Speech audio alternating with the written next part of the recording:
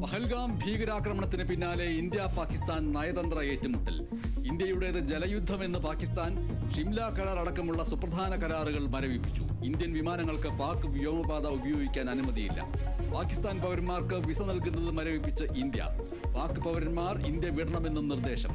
പാകിസ്ഥാന്റെ മിസൈൽ പരീക്ഷണത്തിന് മറുപടിയുമായി നാവികസേനാ കപ്പലിൽ നിന്ന് മിസൈൽ പരീക്ഷിച്ച് ഇന്ത്യ.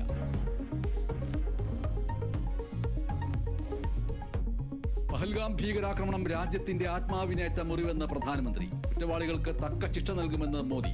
ഭീകരാക്രമണം ചർച്ച ചെയ്യാൻ പ്രതിരോധ മന്ത്രി രാജ്നാഥ് സിംഗിന്റെ അധ്യക്ഷതയിൽ സർവകക്ഷി യോഗം തുടരുന്നു. സ്ഥിതിഗതികൾ രാഷ്ട്രപതിയെ അറിയിച്ച് ആഭ്യന്തരമന്ത്രി അമിത്ഷാ. കരസേനാ മേധാവി നാളെ ശ്രീനഗർ സന്ദർശിക്കും. BSF ജവാനെ കസ്റ്റഡിയിലെടുത്ത് പാകിസ്ഥാൻ. കസ്റ്റഡിയിലെടുത്തത് കോൺസ്റ്റബിൾ PK സിംഗിനെ. ഫിറോസ്പൂരിലെ ഇന്ത്യ പാക് അതിർത്തിയിൽ വെച്ചാണ് കസ്റ്റഡിയിലെടുത്തത്. അബദ്ധത്തിൽ നിയന്ത്രണ രേഖ മുറിച്ചു കടന്നപ്പോഴാണ് പാക് നീക്കം.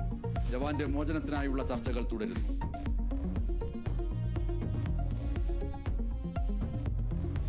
പാകിസ്ഥാൻ പൗരന്മാർക്ക് വിസ നൽകുന്ന നടപടികൾ സസ്പെൻഡ് ചെയ്ത് ഇന്ത്യ. മെഡിക്കൽ വിസകളടക്കം ചൊവ്വാഴ്ചയോടെ റദ്ദാക്കും. പാകിസ്ഥാനിലെ ഇന്ത്യൻ പൗരന്മാർ പാകിസ്ഥാൻ വിടണം. ഭീകരാക്രമണത്തിൽ പാകിസ്ഥാന്റെ പങ്ക് വിദേശ രാജ്യങ്ങളോട് വിശദീകരിച്ച് ഇന്ത്യ. പഹൽഗാമിലെ സാഹചര്യം രാഷ്ട്രപതിയോട് വിശദീകരിച്ച് ആഭ്യന്തരമന്ത്രി അമിത്ഷായും.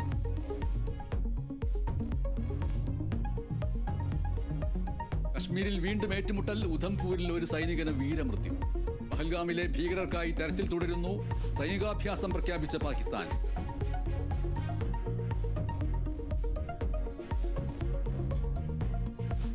മാസപ്പടി കേസിൽ SFIO നൽകിയ കുറ്റപത്രത്തിലെ കൂടുതൽ വിവരങ്ങൾ പുറത്ത്.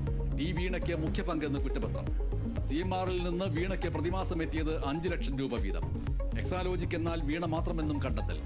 ആരോപണം രാഷ്ട്രീയ പ്രേരിതമല്ലെന്നും മുഖ്യമന്ത്രി രാജിവെക്കണമെന്നും പ്രതിപക്ഷ നേതാവ്.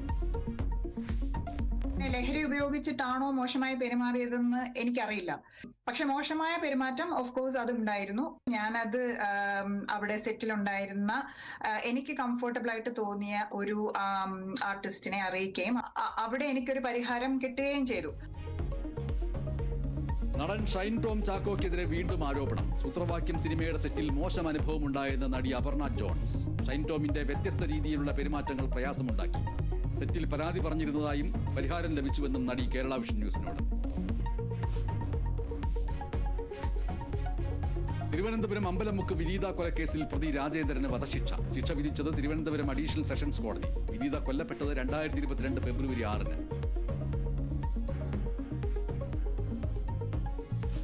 ഫ്രാൻസിസ് മാർപ്പാപ്പയ്ക്ക് വിട ചൊല്ലാൻ ഒരുങ്ങി ലോകം. വത്തിക്കാനിലെ സെന്റ് പീറ്റേഴ്സ് ബസിലിക്കയിൽ പൊതുദർശനം തുടരുന്നു. അന്ത്യാഞ്ജലി അർപ്പിക്കാൻ വിശ്വാസികളുടെ ഒഴുക്ക്.